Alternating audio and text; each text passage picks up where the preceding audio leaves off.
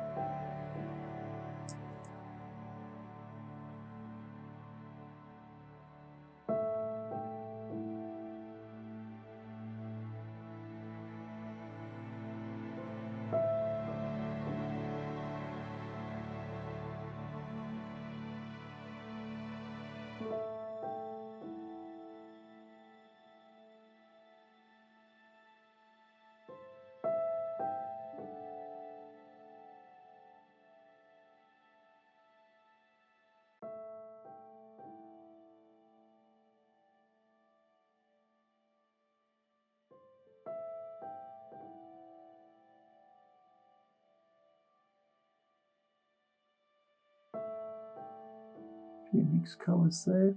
Might just be on the top though, I think. Hard to tell till you grind it down a bit more to see. That colour band might actually go across that way.